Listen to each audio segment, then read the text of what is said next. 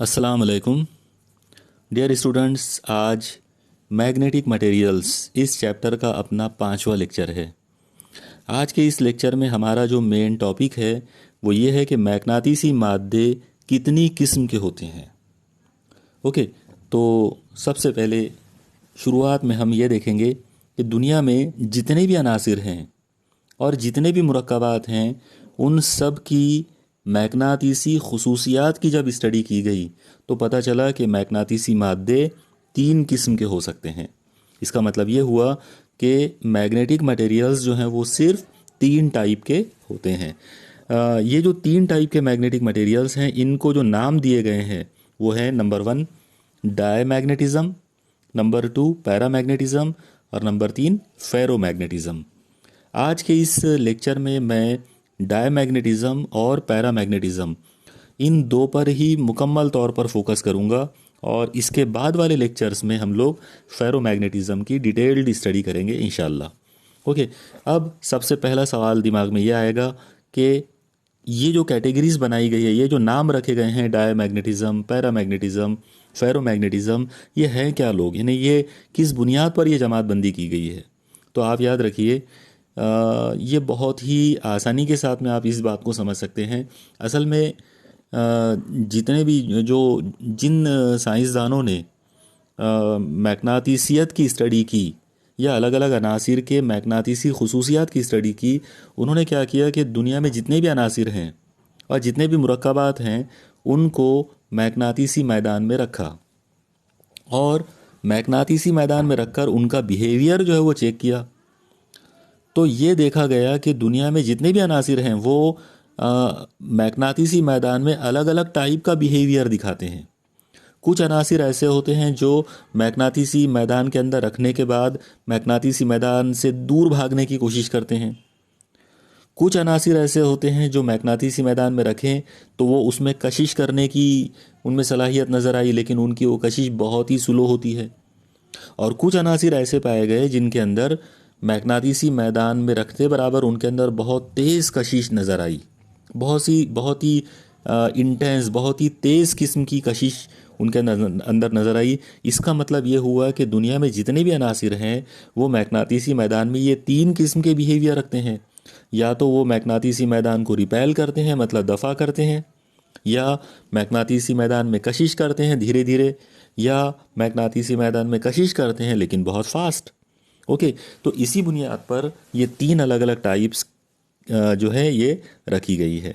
अब हमको देखना है इन तीनों ये जो 3 हम लोगों ने अभी नाम देखे हैं इनकी कंप्लीट डिटेल्ड स्टडी। देखिए, सबसे पहला मामला आएगा डायमैग्नेटिज्म का। आप याद रखिए, डायमैग्नेटिज्म एक बिहेवियर का नाम है। अनासिर का या मुरक्कबात का मैग्नातीसी मैदान में एक ख़ास किस्म का जो बिहेवियर होता है उस बिहेवियर को डायमैग्नेटिज्म कहेंगे। अब इसकी डेफिनेशन क्या होगी, तो वो हम इस तरीके से इसको बयान कर सकते हैं कि दुनिया में कुछ अनासिर या कुछ मुरक्कबात ऐसे होते हैं जो एक्सटर्नल मैग्नेटिक फील्ड में, बैरूनी मैग्नातीसी मैदान में दफ़ा यानी रिपल्शन का मुजाहरा करते हैं। इन अनासिर के ये जो रिपल्शन यानी दफ़ा दिखाने का जो बर्ताव है, ये जो बिहेवियर है, इस बिहेवियर को डायमैग्नेटिज्म कहा जाता और ऐसे अनासिर को डायमैग्नेटिक सब्सटेंसेस कहते हैं। ओके, अब सवाल ये पैदा होता है कि ऐसे कितने लोग हैं दुनिया के अंदर।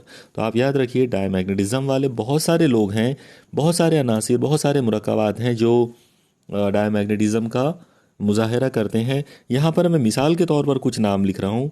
मिसाल के तौर पर silicon, bismuth, copper, diamond, gold, lead, mercury, nitrogen, ये कुछ ऐसे अनासिर हैं जो डायमैग्नेटिज्म का मुजाहरा करते हैं। ओके, तो ये हो गया पहला टाइप।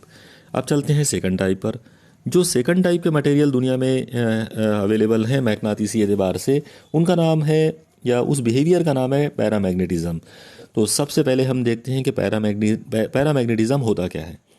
देखिए, दुनिया में कुछ अनासिर ऐसे होते हैं जो बैरूनी मैग्नातीसी मैदान में बहुत ही स्लो अंदाज में, बहुत ही धीमे धीमे जो है वो कशिश का मुजाहरा करते हैं।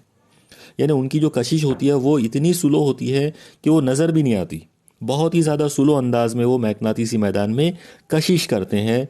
ये जो बिहेवियर है इसे कहते हैं पैरामैग्नेटिज्म।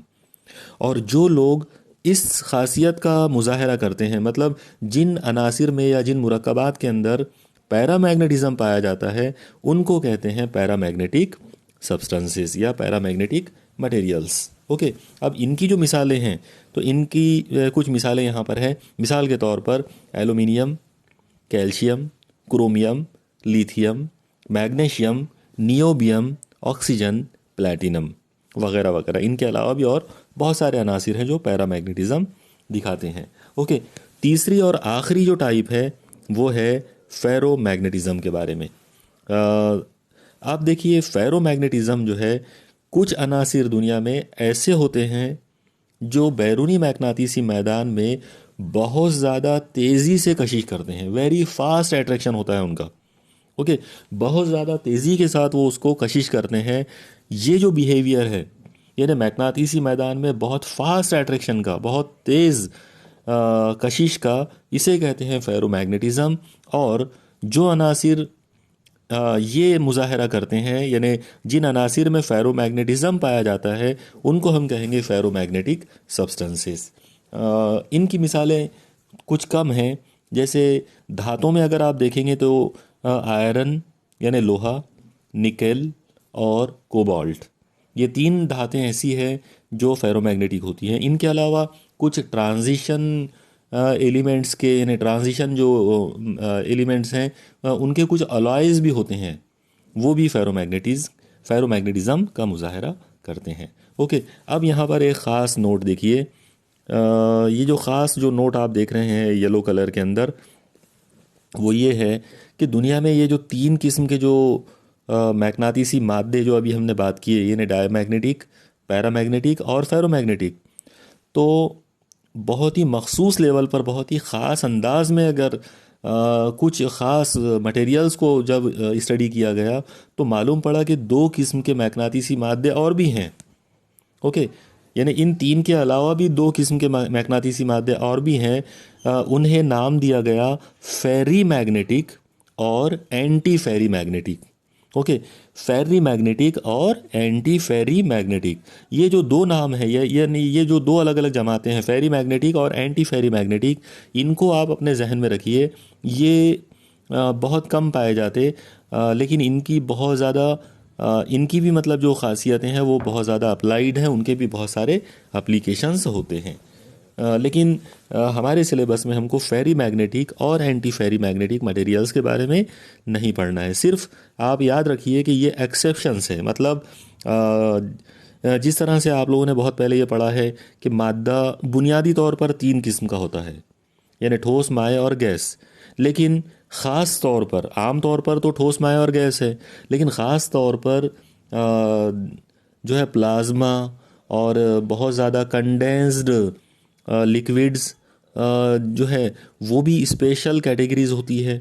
ओके, वो भी मादे की किस्में होती हैं। जैसे प्लाज्मा जो है वो भी मादे की एक किस्म है, लेकिन आप उसको बुनियादी किस्म नहीं कह सकते। ओके, तो बिल्कुल उसी अंदाज में बुनियादी तौर पर मैग्नेटिक मटेरियल्स तीन ही किस्म के हैं, फेरोमैग्नेटिक, डायमैग्नेटिक और पैरामैग्नेटिक। लेकिन इन तीन बुनियादी किस्मों के अलावा दो टाइप के और भी हैं जिनका नाम फेरी मैग्नेटिक और एंटी फेरी मैग्नेटिक उनको दिए गए हैं। ओके, अब हम चलते हैं अपने आज के पहले इम्पॉर्टेंट टॉपिक पर, और वो है डायमैग्नेटिज्म की कंप्लीट डिटेल्स। ओके, तो यहाँ सवाल आपसे ये पूछा जा सकता है कि डायमैग्नेटिज्म क्या है और उसकी वजाहत करना है। ओके, तो देखिए, जैसा मैंने अभी आपको बताया था कि डायमैग्नेटिज्म जो है वो कुछ अनासिर के अंदर पाया जाता। ये वो अनासिर होते हैं जिनको अगर बैरूनी मैग्नातीसी मैदान में रख दिया जाए, यानी एक्सटर्नल मैग्नेटिक फील्ड में अगर इनको रख दिया जाए, तो ये लोग वहाँ से रिपेल करते हैं, ये लोग वहाँ से दफ़ा करने लग जाते हैं। ये जो बिहेवियर है मैग्नातीसी मैदान से दफ़ा करके चले जाना, इसको डायमैग्नेटिज्म कहते हैं। और जो लोग, जो अनासिर डायमैग्नेटिज्म का मुजाहरा करेंगे, उनको हम कहेंगे डायमैग्नेटिक सब्सटेंसेस। ओके, यहाँ पर कुछ ज़्यादा मिसालें हम लोग लिख रहे हैं उनके बारे में। आप देखिए, इनकी कुछ मिसालें इस तरह से है: silicon, bismuth, copper, diamond, gold, lead, mercury, nitrogen, गिलास, वुड यानी लकड़ी, वाटर यानी पानी और प्लास्टिक्स यानी जितने भी टाइप के प्लास्टिक्स हमारे पास अवेलेबल हैं वो सब के सब डायमैग्नेटिक होते हैं। ओके, अब यहाँ सवाल ये पैदा होगा कि डायमैग्नेटिज्म की ये जो तारीफ़ मैंने अभी आपको बताया और ये मिसालें जो मैंने दिया हूँ, इनमें कौन सी खुसूसियात होती है, यानी कौन कौन सी खुसूसियात हैं जो आपको याद रखना है। तो आप देखिए इनकी जो अहम खुसूसियात जिनको हमको पढ़ना है वो कुछ इस तरह से है। पहली खासियत, ये अनासिर बैरूनी मैग्नातीसी मैदान में दफ़ा यानी रिपल्शन का मुजाहरा करते हैं। ओके, ये इनकी सबसे बुनियादी खासियत हो गई। ओके, पॉइंट नंबर 2, ये जो पॉइंट नंबर 2 है ये एग्ज़ाम के लिए मोस्ट फेवरेबल है, ये एग्ज़ाम में पूछा जा सकता है। आप इसको बहुत स्पेशल तरीके से आप इसको याद रखिए। आप देखिए डायमैग्नेटिक मटेरियल जो होते हैं इन लोगों की मैग्नेटिक ससेप्टिबिलिटी, जिसको मैंने आप लोगों को बताया था जिसकी अलामत चाय होती है। ओके, तो ये लोग यानी डायमैग्नेटिक अनासिर जो होते हैं इनकी मैग्नेटिक ससेप्टिबिलिटी हमेशा निगेटिव होती है और बहुत मामूली होती है। मतलब मैग्नेटिक ससेप्टिबिलिटी की value very small but negative. Okay, बहुत छोटा नंबर रहेगा और निगेटिव रहेगा। ओके, क्या कीमत रहेगी इन लोगों की, तो आप यहाँ पे देखिए मैग्नेटिक ससेप्टिबिलिटी की जो कीमत इन लोगों की होती है डायमैग्नेटिक मटेरियल्स की, वो है चार इज इक्वल टू -10⁻³ टू 10⁻⁻5, यानी -10⁻⁻5। आप देखिए 10⁻³ जो नंबर है उसका मतलब है 0.001 निगेटिव में माइनस। ओके, और 10⁻⁻5 का मतलब है माइनस में 0.00001, इतने छोटे नंबर। ओके, तो ये मैग्नेटिक ससेप्टिबिलिटी की वैल्यू होती है। आप बुनियादी तौर पर बस इस बात को याद रखिए कि मैग्नेटिक ससेप्टिबिलिटी की कीमत बहुत मामूली होती है लेकिन निगेटिव होती है। ओके, ये हो गया इनकी सेकंड खासियत जो कि बहुत ज़्यादा इम्पॉर्टेंट है। ओके, अब तीसरा जो पॉइंट है उसको आप देखिए, वो ये है कि अगर आप इन अनासिर को गैर यकसा मैग्नातीसी मैदान में मतलब नॉन यूनिफॉर्म मैग्नेटिक फील्ड में लाकर अगर रखते हैं, ऐसी मैग्नेटिक फील्ड में मैग्नेटिक फील्ड में लाके रखते हैं जिसका एक हिस्सा मान लो कि बहुत स्ट्रांग है और एक हिस्सा बहुत कमज़ोर है। ओके, तो जब आप डायमैग्नेटिक मटेरियल को किसी गैर यकसा मैग्नातीसी मैदान में लाके रखेंगे तो ये लोग ताकतवर इलाके से निकलकर कमज़ोर इलाके की तरफ जाएंगे। ताकतवर इलाके से निकलकर कमज़ोर इलाके की तरफ जाएंगे, मतलब इनकी जो मोमेंट होगी, इनकी जो हरकत होगी वो बहुत स्लो होगी, लेकिन वो ताकतवर से यानी स्ट्रांग वाले पार्ट से वीक वाले पार्ट की तरफ जाएंगे। ओके, और ऐसा क्यों होगा तो उसका रीज़न यहाँ पर इस फिगर में आपको समझ में आएगा। आप देखिए, अगर आपने एक डायमैग्नेटिक मटेरियल ली है और उसको मान लो एक बैरूनी मैग्नातीसी मैदान में रखिए, जैसे आप यहाँ पर देखिए कि ये जो चीज़ आप देख रहे हो ये एक डायमैग्नेटिक मटेरियल है और ये जो लाइंस आपको नज़र आ रही है, ये इस सिमत में जाती हुई लाइंस जो दिख रही है ये मैग्नेटिक लाइंस हैं बाहर वाले मैग्नातीसी मैदान की। तो आप एक चीज़ देख रहे होंगे, आप बहुत क्लियर अंदाज में देखिए कि तमाम मैग्नेटिक लाइंस जो हैं, तमाम मतलब सब तो नहीं लेकिन मैक्सिमम जो मैग्नेटिक लाइंस है वो इस डायमैग्नेटिक मटेरियल के बाहर से गुजर रही हैं। आप देखो सिर्फ ये एक लाइन है जो इसमें से पास हुई, लेकिन ये 1 2 3 और ये 4, ये जो 4 लाइनें हैं ये इसके बाहर से गुजर रही हैं, यानी यहाँ टोटल मिलाकर 5 मैग्नेटिक लाइंस हैं। 5 में से 4 बाहर से चले गए और एक जो है वो मटेरियल में से गुजरा। इसका मतलब ये हुआ कि ये जो सब्सटेंस है, ये जो डायमैग्नेटिक मटेरियल है, ये मैग्नातीसी मैदान को लाइक नहीं करता है। और क्योंकि ये मैग्नातीसी मैदान को लाइक नहीं करता, इस वजह से होगा ये कि ये उसको रिपेल करेगा, उससे दूर जाने की कोशिश करेगा।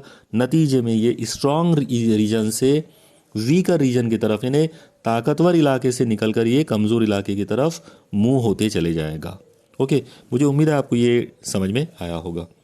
अब यहाँ पर आप देखिए अगली जो खासियत हमको यहाँ नज़र आ रही है वो ये है कि डायमैग्नेटिक मटेरियल जो है, मान लो आपके पास डायमैग्नेटिक मटेरियल की एक रॉड है, एक सलाख है मान लो, इस सलाख को आपने एक मैग्नातीसी मैदान में उफ़क़ी अंदाज में रख दी है, हॉरिजॉन्टल अंदाज में। तो आप देखेंगे कि वो हॉरिजॉन्टल अंदाज से निकलकर परपेंडिकुलर अंदाज ले लेगी, यानी वो खड़ी हो जाएगी। ओके, यानी वो अपना अपोजिशन दिखाने का उसका जो तरीका है वो ये रहेगा कि मान लो अगर ये इस तरीके से ये मैग्नेटिसी मैदान है और आपने यहाँ पर इस जगह पर एक डायमैग्नेटिक मटेरियल को ऐसा उफ़ की रखे, तो वो ये हालत में नहीं रहेगी, बल्कि वो क्या करेगी, वो अपने आप को ये ऐसा खड़े कर देगी, 90 डिग्री का एंगल बना देगी। ओके, तो ऐसा क्यों होगा? उसका रीज़न ये है कि वो मैग्नेटिसी मैदान को उसने रिपेल करना है, और उसको रिपल्शन दिखाने का बस यही एक तरीका है कि अगर उसकी हालत में आप उसको रख रहे हो तो वो अपने आप को उमूदी अंदाज में खड़े कर देगी। ऐसा करने से उसकी जो पोटेंशियल मैग्नेटिक पोटेंशियल एनर्जी जो है उसकी कीमत पर फ़र्क पड़ेगा, और इसीलिए वो अपने आप को वर्टिकल पोजीशन जो है उसके अंदर वो अपने आप को ला लेती है। ओके, इसके बाद अब आप देखिए एक ख़ासियत इसके अंदर जो बहुत ही ख़ास जो ख़ासियत है वो ये है कि मान लो आपने एक यू शेप की एक ट्यूब ली है।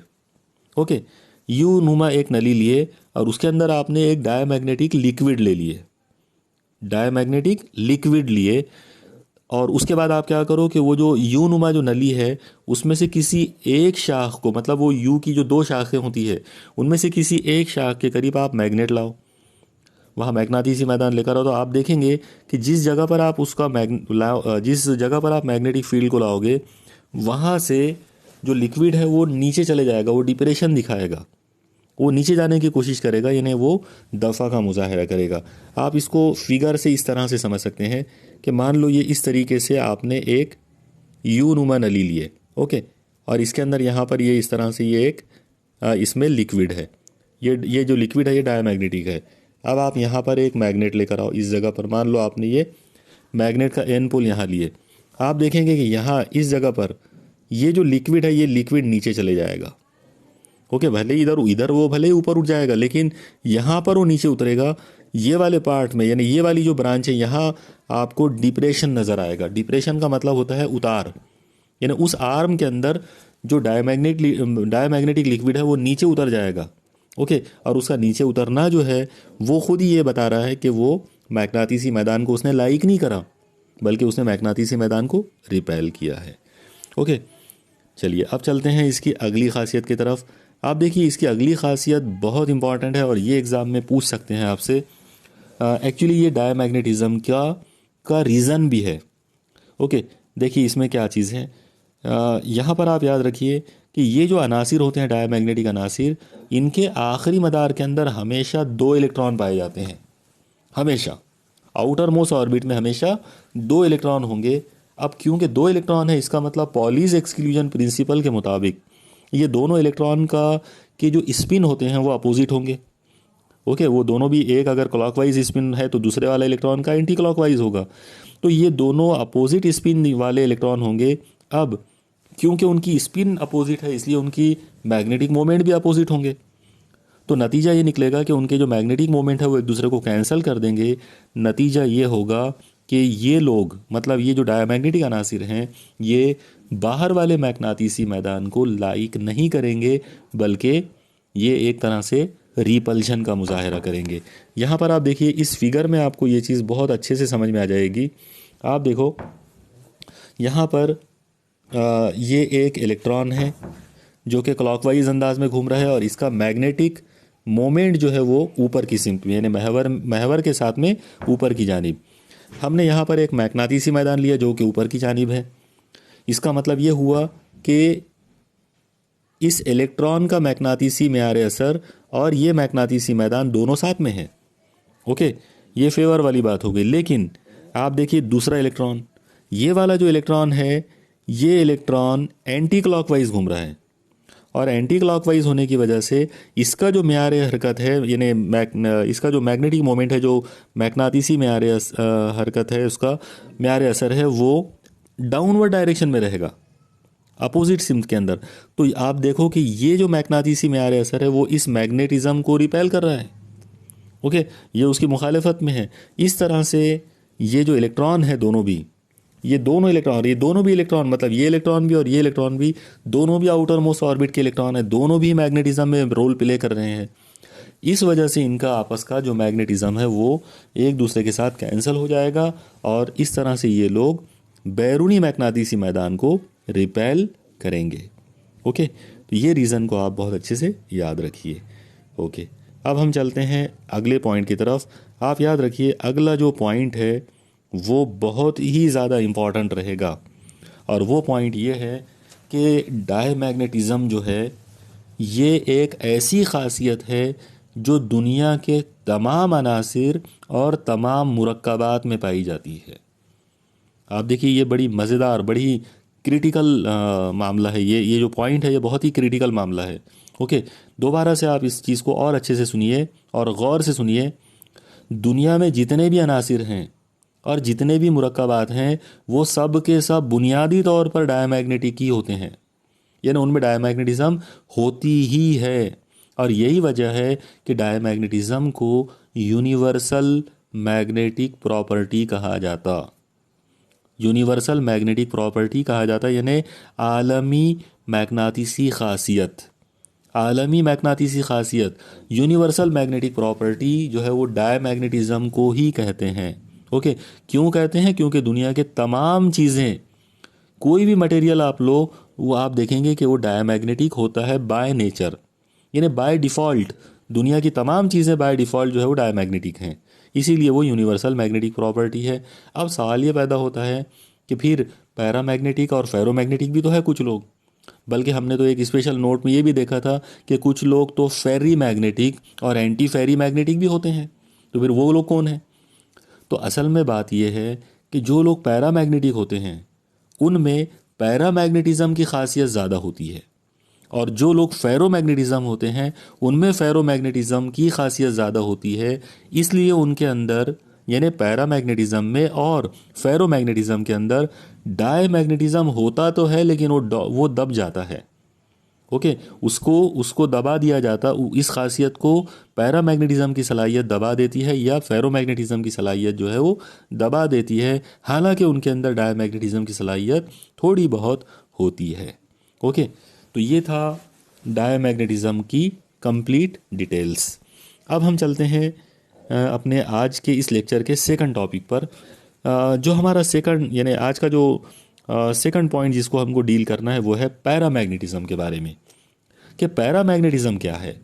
ओके, तो देखिए पैरामैग्नेटिज्म जो है इसकी जो डेफिनेशन आपको ध्यान में रखना है वो ये है कि कुछ अनासिर दुनिया में ऐसे होते हैं जिनको अगर आपने बैरूनी मैग्नातिसी मैदान में लाकर रखे तो वो उसमें, उस बैरूनी मैग्नातिसी मैदान के अंदर कशिश का मुजाहरा करेंगे, लेकिन ये कशिश बेइंतहा स्लो होगी, बेइंतहा स्लो होगी। इस चीज़ को आप ध्यान में रखिए।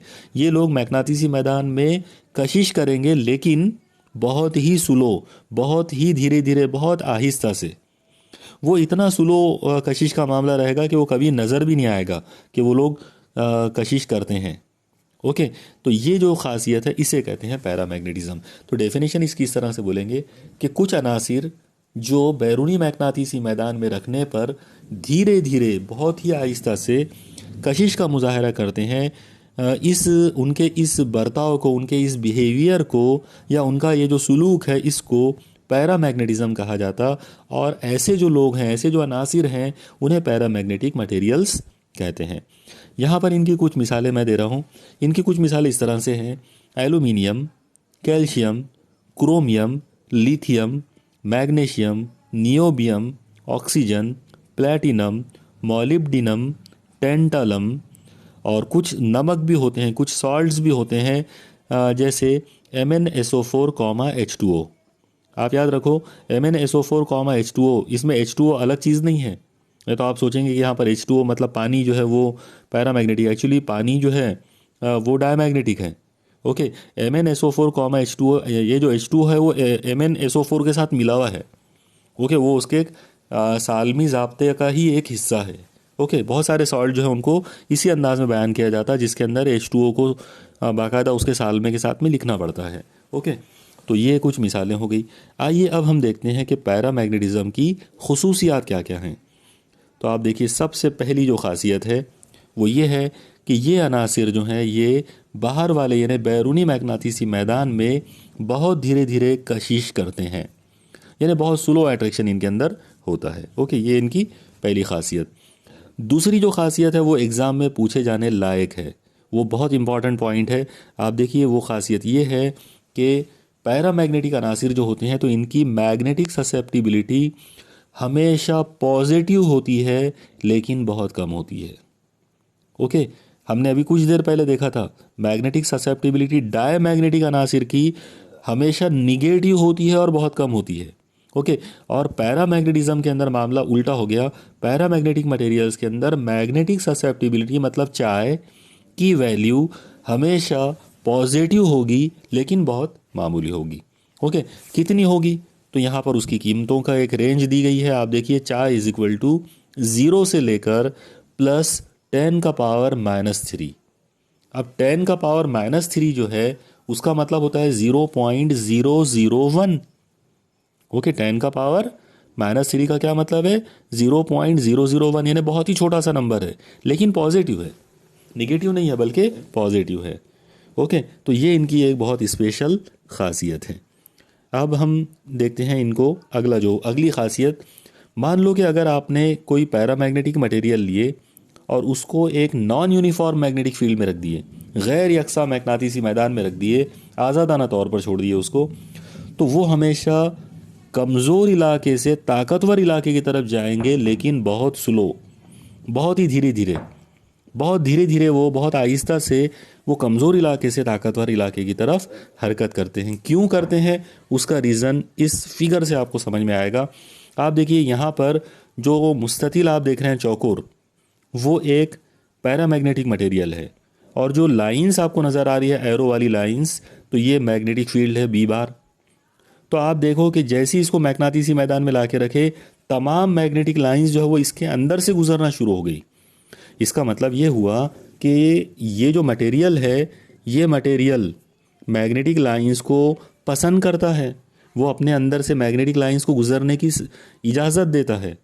ओके, इसीलिए हम ये कहेंगे कि इनकी मैग्नेटिक ससेप्टिबिलिटी जो है वो पॉजिटिव, इसीलिए हमने पॉजिटिव बोला था।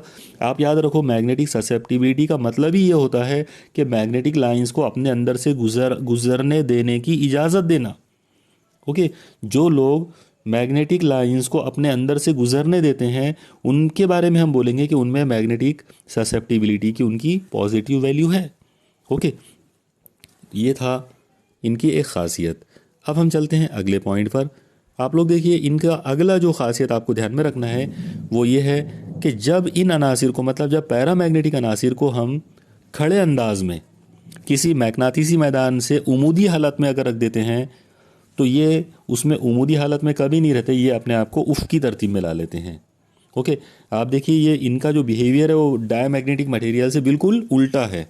ओके, उनको हमने उफ़ की हालत में रखे थे तो वो उमूदी हो गए थे, और पैरामैग्नेटिक को उमूदी हालत में रखे तो ये उफ़की हो गए, इन्होंने अपने आप को मैग्नातीसी मैदान की सिमत में ढाल लिया।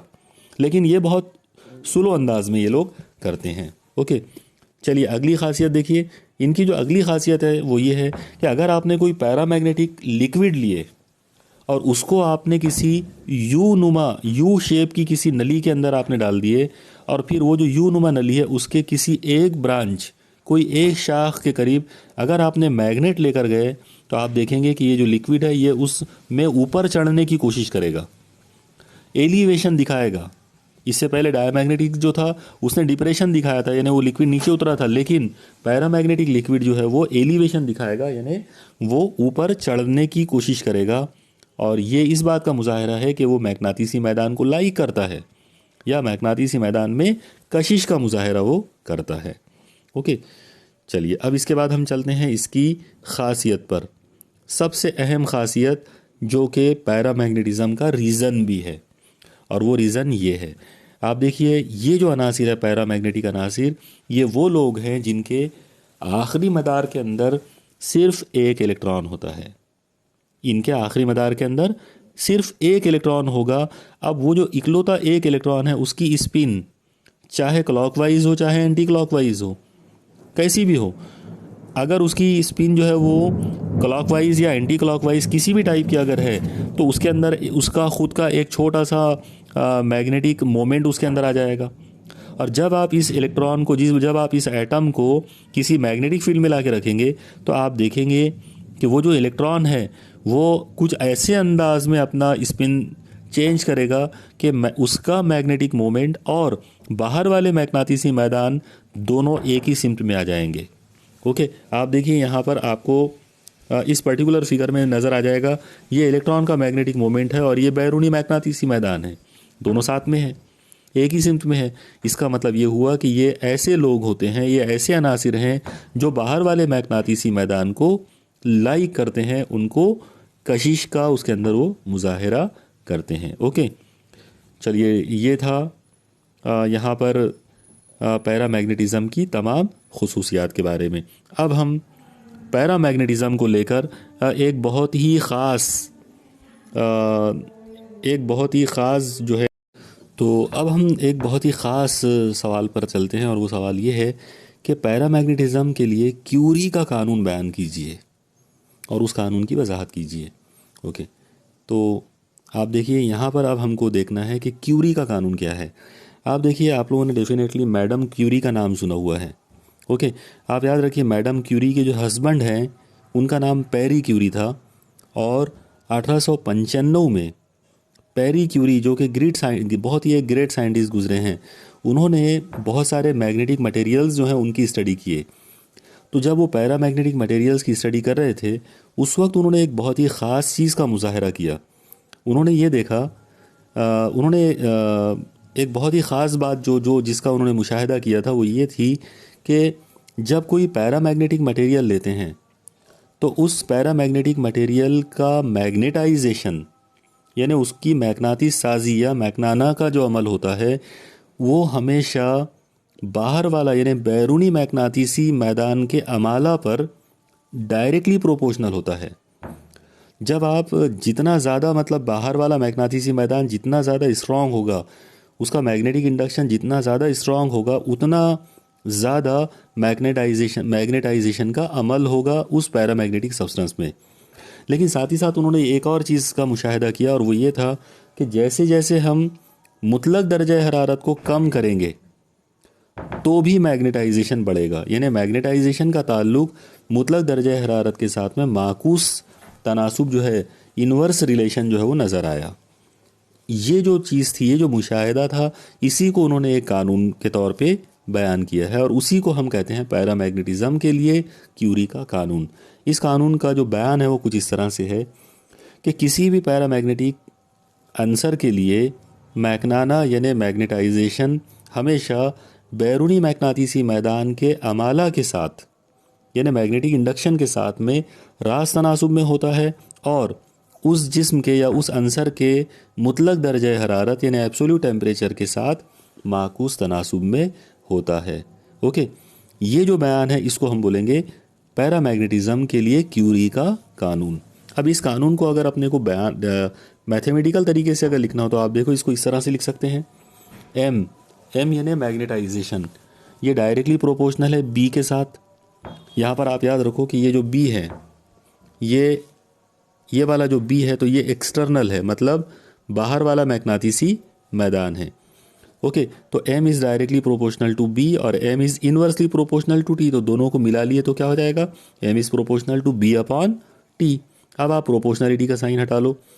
जब आप प्रोपोर्शनलिटी का साइन हटाओगे तो आपको ये एक बहुत ही इंपॉर्टेंट रिलेशन आपको मिलेगा, M equal to a constant C into B upon T.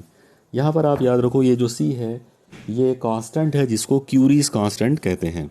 Okay, मान लो कि ये इक्वेशन नंबर 1 है। आप याद रखो ये फॉर्मूले पर आपसे न्यूमेरिकल पूछा जा सकता है या फिर एक नंबर वाले जो सवालात होते हैं उनमें ये फार्मूला डायरेक्ट भी पूछ सकते हैं कि पैरामैग्नेटिक अनासिर के लिए क्यूरी के कानून का ज़ाब्ता लिखिए। अगर ऐसा सवाल आ गया तो आपको डायरेक्ट ये फार्मूला लिखना पड़ेगा। ओके, अब आप एक चीज़ देखो कि यहाँ इस फार्मूले के अंदर M is equal to C into B upon T, ये जो फार्मूला है इसमें बी का मतलब है मैग्नेटिक इंडक्शन। और हमने इससे पहले वाले लेक्चर के अंदर देखा था कि जो मैग्नेटिक इंडक्शन है वो मैग्नेटिक इंटेंसिटी पर डिपेंड करता है।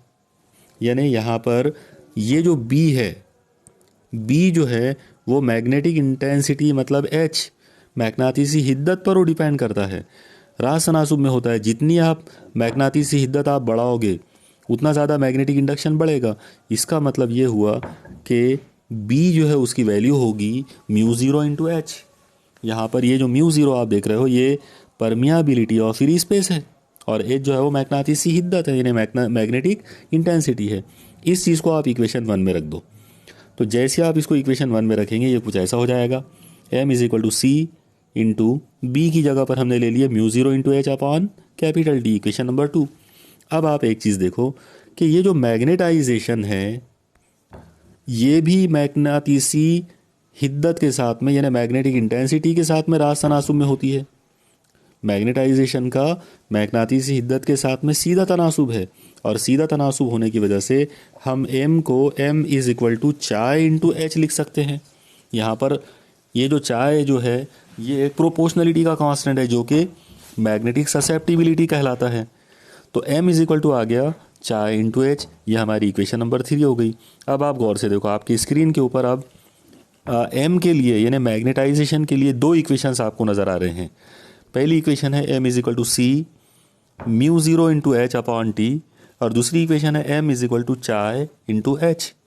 अब क्योंकि इक्वेशन 2 इक्वेशन 3 दोनों की लेफ़्ट साइड में m है, इसका मतलब ये हुआ कि दोनों की राइट साइड भी इक्वल होंगी। दोनों को कंपेयर करते आता, तो जब आप दोनों को कंपेयर करोगे, दोनों का मवाजना करोगे, तो आपको ये चीज़ मिलेगी chi into H is equal to C into mu zero into H upon T. अब आप गौर से देखो इसमें यहाँ h है यहाँ h है, ये दोनों कैंसिल हो जाएंगे, और जब ये दोनों कैंसिल हो जाएंगे तो जो चीज़ मिलेगी वो कुछ ऐसी मिलेगी, chi is equal to C into mu zero upon T. और अब आप इस इक्वेशन के अंदर देखो कि c एक कांस्टेंट है, म्यू ज़ीरो एक कांस्टेंट है। तो अगर आप ये दोनों कांस्टेंट को इस इक्वल टू के साथ में अगर हटा दें, इक्वल टू और कांस्टेंट को अगर आप हटाते हैं तो आपको ये रिलेशन मिलेगा, chi is proportional to 1 upon T, मतलब chi is inversely proportional to capital T. तो ये जो फार्मूला है एक्चुअली ये भी इस फार्मूले को भी क्यूरी का कानून कहते हैं। पैरामैग्नेटिक मटेरियल्स के लिए क्यूरी का कानून इस ज़ाब्ते से ज़ाहिर किया जाता है कि मैग्नेटिक ससेप्टिबिलिटी चाय हमेशा मुतलक दर्जे हरारत के साथ माकूस तनासुब में होती है।